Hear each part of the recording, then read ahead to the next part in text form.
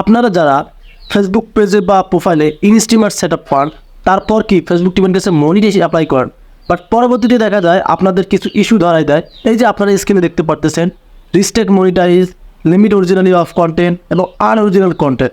অনেকেই আবার বলেন যে আপনারা নাকি আপনাদের নিজের কন্টেন্টগুলো ফেসবুকে আপলোড করেন, তারপরেও ফেসবুক এরকম ইস্যু দেয়।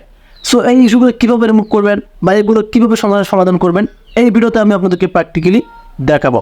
সো ভিডিওটি খুবই গুরুত্বপূর্ণ হতে যাচ্ছে, আর অবশ্যই কিন্তু ভিডিওতে লাইক দিয়ে ভিডিওটি কন্টিনিউ করবেন। সো আমি যে আপনাদেরকে কথাগুলো বলবো, এগুলো আপনাদেরকে মনোযোগ দিয়ে শুনতে হবে, কারণ এই যে স্ক্রিনে দেখতে পারতেছেন যে ইস্যুগুলো, এগুলো কীভাবে রিমুভ করা যায় আমি এখন আপনাদেরকে একটা স্টেপ বাই স্টেপ শেখাই দেবো। সো কথাগুলো খুবই গুরুত্বপূর্ণ শুনবেন এবং আপনারা এই মোতাবেক কাজ করবেন। সো ফার্স্ট অফ অল বলে থাকি, এই যে restrict monetization, unoriginal content, limit originally of content কিসের কারণে দেয়, তারপর কীভাবে রিমুভ করবেন সে সম্পর্কে আপনাদের সাথে শেয়ার করব। সো এখন দেখা যাচ্ছে আপনি নিয়মিত কন্টেন্ট দিচ্ছেন, ক্রাইটেরিয়া সব কমপ্লিট করছেন, এখন ফেসবুক টিমের কাছে মনিটাইজেশন অ্যাপ্লাই করবেন, তারপরে দেখা যায় আপনাকে রিস্ট্রিক্ট করে দেন মনিটাইজেশন। সো রিস্ট্রিক্ট মনিটাইজেশন দুইটা মাধ্যমে হয়। একটা হচ্ছে আপনার যদি কেউ হ্যাটার্স থাকে, হ্যাটার্স বলতে আপনার পেজে বা প্রোফাইলে তারা কী করে স্প্যাম রিপোর্ট মারে। এই রিপোর্টের ক্ষেত্রে ফেসবুক মনে করে যে এটা কি ফেসবুকের অ্যালগোরিদমের মধ্যে রিক্রুটমেন্ট মানে না, সমস্যা দেখা যাচ্ছে। এই কারণে কিন্তু ফেসবুক আপনার মনিটাইজটা রিস্ট্রিক্ট করে দেয়। আরেকটা মাধ্যম হচ্ছে আপনি যদি অন্যের কন্টেন্ট, অন্যের মিউজিক, অন্যের ভিডিও এডিট করে ছাড়েন, দেখা যাচ্ছে ক্রাইটেরিয়া সব কমপ্লিট করছেন, সেক্ষেত্রে কিন্তু মনিটাইজেশন আপনার পাবেন না, রিস্ট্রিক্ট করে দিবে। আশা করি রিস্ট্রিক্ট মনিটাইজেশনটা আপনাদেরকে সমস্যার সমাধান দিয়েছি।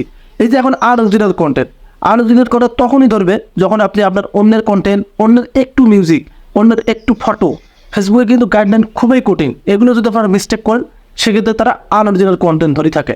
এবং লিমিট অরিজিনালি কন্টেন্ট, এই লিমিট অরিজিনালি অফ কন্টেন্ট এটা কোনো প্রবলেম না, এটা শুধু আপনাদের এই যে ওপরে একটু দেখেন আপনারা রিস্ট্রিক্ট মনিটাইজেশনের নিচে এটা কিন্তু অপশন আছে আমাদের ঠিক করা, request another review. So request another রিভিউতে ক্লিক করলে কিন্তু এই ইস্যুগুলো সব চলে যাবে এবং মনিটাইজও ফিরে আসবে। সো তার আগে যে কাজটি করতে হবে, আপনাদেরকে টানা 4 দিন লাইভ করতে হবে। আপনারা অনেকেই বলেন ভাই লাইভ করে কিছুই হয় না। ভাই আসলে আপনারা কিছুকেই গুরুত্ব দেন না, এই কারণে আপনাদের এই দশা হয়।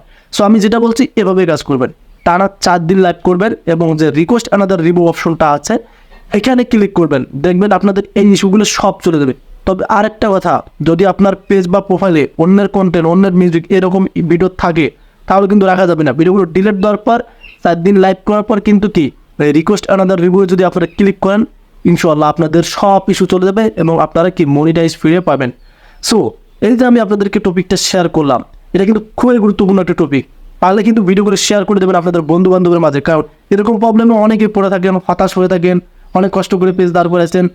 এখন থেকে কিন্তু আপনারা এই ভুলগুলো করবেন না। আমি তো আপনাদেরকে বললাম যে অন্যের মিউজিক, অন্যের ফটো পর্যন্ত ফেসবুক টিম ইস্যু ধরাই দেয়, খুবই একটা গাইডলাইনের মধ্যে পড়ে যায় মিউজিক। এগুলো থেকে বিরত থাকবেন, নিজে যেটা ভালো পারেন সেটা নিয়ে কাজ করবেন।